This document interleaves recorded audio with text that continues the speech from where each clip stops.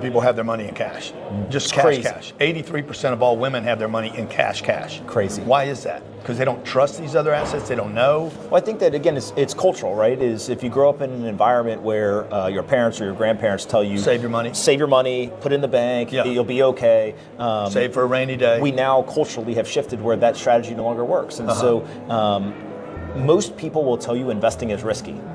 But actually, holding dollars is the riskiest thing you can do, right? Because investing, you may win, you may lose, and there's things you can do to mitigate risk. But holding dollars, you're guaranteed to lose your purchasing power. And so I think that this cultural idea of like investing is risky has to be eroded away. And what I always tell people is the rise of personal responsibility is important to pay attention to. Because how do you get comfortable doing something? You do the work, right? You have confidence because you've spent the time and energy to go and get educated. And so if you want investing not to be risky, then go do the work. Which is what? Educate yourself, right? Like the access to information has been diminished, access to information has been expanded so much, and the friction has been diminished so much that anyone in the world with an internet connection should be able to go learn this stuff. But if you don't have the information, it's on you. You are responsible. This is the commitment to wealth. Like I was on a X space last night, and people were like, "Not everybody can be wealthy," and I'm like, "Yeah, everybody actually can be wealthy." Well, not everybody wants to be wealthy. That's a problem. Well, it's different. But everybody can be. Correct. Now, if you don't want to be, and by the way, I don't know why you wouldn't want to be. Why wouldn't you want shiny teeth or good health or happy kids? Like, why wouldn't you want the wealth? You just quit on it. The Bitcoin, back to the Bitcoin thing. So if I'm not going to go in cash, I'm either going to go invest in the stock market or ETFs or mutual funds or this new asset class, Bitcoin.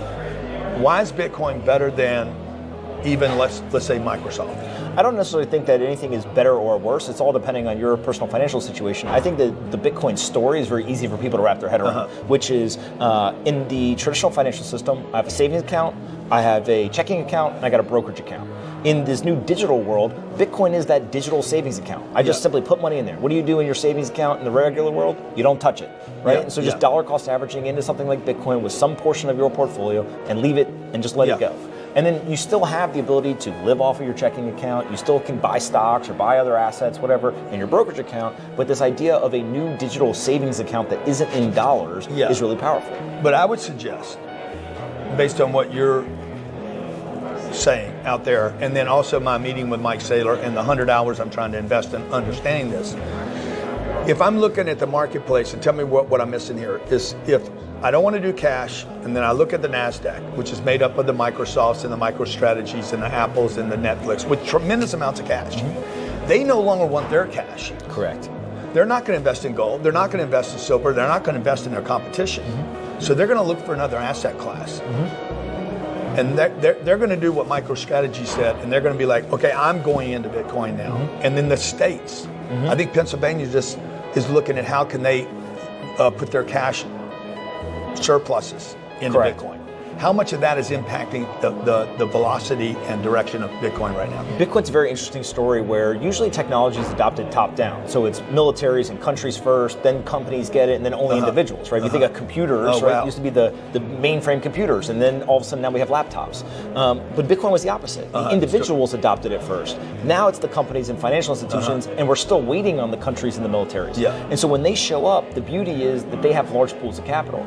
And one of the interesting things about Bitcoin is it's the only asset I'm aware of, the higher the price goes, the less risky it gets in people's eyes. Now explain that to me. My brother says the same thing to me. Because if Bitcoin is first starting out and it's only worth a little bit, 50 cents. Everyone's like, oh, I don't know if this is going to work, maybe it could still go to zero, whatever.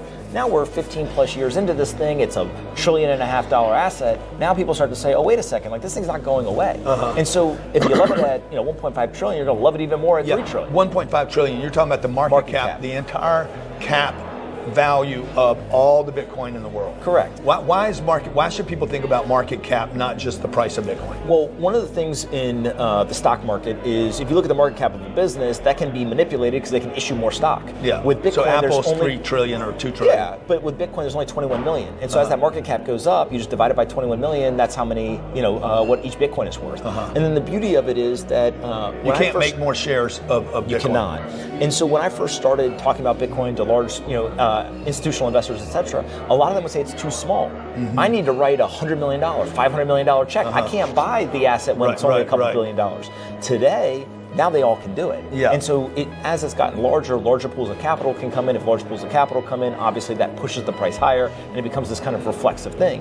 And so, it's very interesting that my message to people is just get off zero. I don't care how much you buy. I don't care half a percent, 1%, buy one Bitcoin, buy half a percent, whatever. Just like don't own zero. Right. Right. If you own zero, it's probably the wrong number.